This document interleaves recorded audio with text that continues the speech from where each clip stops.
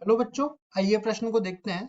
ए, B और सी एक लक्ष्य को क्रमशः 5 में से 3 बार, 5 में से 4 बार और 5 में से 2 बार भेजते हैं।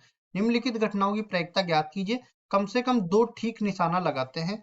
प्रश्न को हल करने से पहले इसकी मुख्य अवधारणा के बारे में चर्चा कर लेते हैं।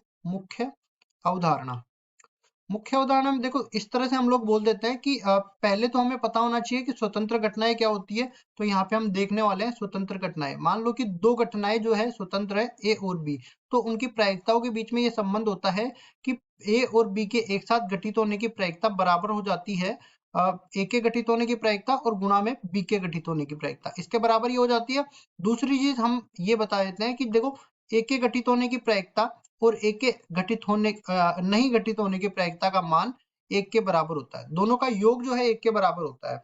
अब देखिए, इन दोनों सूत्रों का उपयोग करते हुए सवाल को हम हल करते हैं। तो यहाँ से हमें क्या बोला है कि पहले तो मैं देखो, ए निशाना लगाता है, इसकी प्रायिकता आ जाएगी, बी निशाना लगाता है, इसकी प्रायिकता आ जाएगी, और सी निशाना लगाता है, इसकी प्रायिकता आ जाएगी। तो पी ए हम लोग बोल देते हैं ए निशाना या फिर ए के निशाना लगाने की प्रायिकता।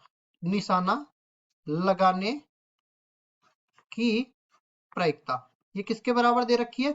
ये हमें बोला है कि 5 में से 3 बार, तो अनुकूल परिणाम बटा में कुल परिणाम ये प्रायिकता के बराबर होता है। तो 5 तो कुल परिणाम हो गए और अनुकूल परिणाम 3 हो गए। इसी तरह अगर मैं बोलूं कि पी ए डैश किसके बराबर हो जाएगा? ए के निशाना नहीं लगाने की प्रायिकता। ए के निशाना नहीं लगाने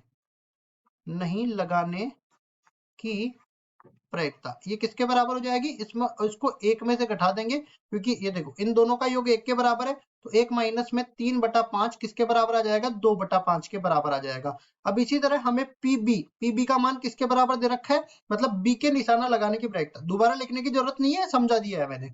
बी के निशाना लगाने की प्रायिकता 4/5 के बराबर है, और बी के निशाना नहीं लगाने की प्रायिकता ये बराबर हो जाएगी 1 माइनस में 4/5, मतलब कि 1/5 के बराबर ये आ जाएगा। अब सी पे चलते हैं। तो सी के निशाना लगाने की प्रायिकता ये 5 में से 2 बार लगाता है ना, तो पीसी बराबर हो जाएगा 2/5। और इसी तरह पीसी डैश अगर मैं निकालना चाहूं तो ये बराबर हो जाता है 1 माइनस में 2/5, मतलब कि 3/5 के बराबर।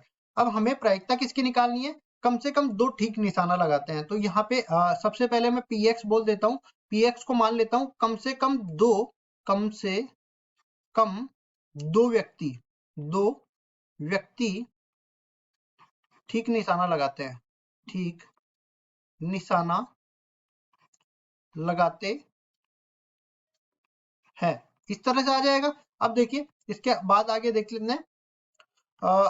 इसको px को हम लोग ए बी और सी के रूप में लिखने वाले हैं यहाँ पे। तो px किसके बराबर आ जाएगा? देखिए, px बराबर आ जाएगा कम से कम 2 व्यक्ति, मतलब 2 से ज्यादा भी हो सकते हैं लेकिन 2 से कम नहीं हो सकते। तो यहाँ पे बराबर आ जाएगा। देखो, अगर a और b निशाना लगा देते हैं तो c निशाना नहीं लगाएगा यहाँ पे। ठीक है, तो पीसी डैश ले लिया।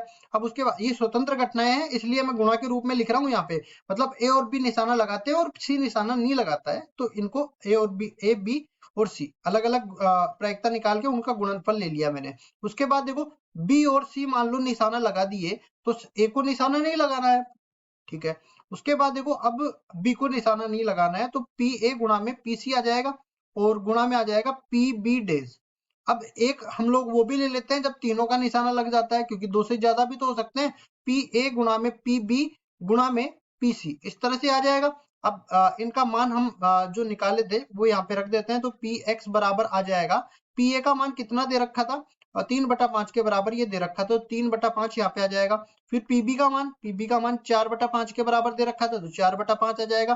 पीसी डैश का मान 3/5 के बराबर आ जाएगा। प्लस आगे बढ़ते हैं, पीबी का मान किसके बराबर है? 4/5 के बराबर है, तो ये आ जाएगा 4/5। पीसी का मान 2/5 के बराबर है। और पी ए डैश का मान किसके बराबर निकाला है? 2/5 के बराबर, तो ये आ जाएगा 2/5 के बराबर। प्लस यहाँ पे भी देख लेते हैं, पी ए किसके बराबर है? 2/5। पी ए अपने पास 3/5 के बराबर है, तो इसको ठीक से लिख देंगे। देखो, इसको हटा देते हैं और यहाँ पे आ जाएगा 3/5। और आगे बढ़ते हैं, और यहाँ पे बन जाएगा पीसी 2/5 के बराबर है।